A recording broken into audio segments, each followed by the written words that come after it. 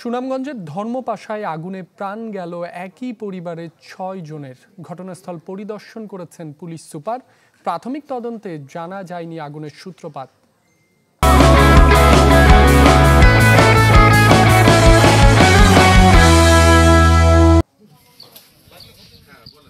রাতের খাবার শেষে স্ত্রী ও ৪ সন্তানকে নিয়ে ঘুমাতে যান এমারুল, কিন্তু ভোরের আলো ফোটার আগেই আগুনে পুড়ে ছাই সবকটি তাজা প্রাণ।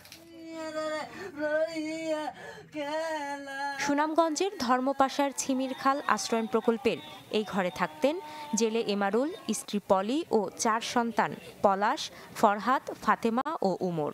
সোমবার মধ্যরাতে হঠাৎ তাদের ঘরে ধোঁয়া দেখে চিৎকার করেন স্থানীয়রা। নিভিয়ে ফেলার আগেই পুড়ে যায় সব। পরে পুলিশে খবর দেয়া হলে দরজা ভেঙে ভেতরে ঢোকেন তারা। ভিড় করেন প্রতিবেশীরা। কোনটা কার মরদেহ তা চেনার মতো অবস্থা নেই।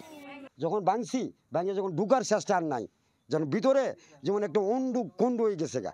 আমি সবার কাছে আন্দোলন করে অনুরোধ করতেছি, আমার ভাইয়ের যদি কোনো সমস্যা হয়ে থাকে তদন্ত করে সবার কাছে বিচার চাইতেছি।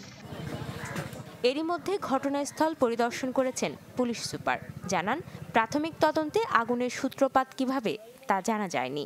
ওখানে ইলেকট্রিক তো লাইন আছেই, পাশাপাশি অন্য কোনো আগুনের কোনো সিমটম তো ভিতরে ছিল না। আমরা চেষ্টা করছি এটা কিভাবে ঘটলো সেটা বের করার।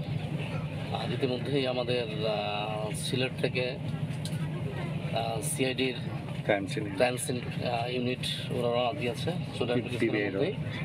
পিবিআর তদন্ত টিম রওনা দিয়েছে।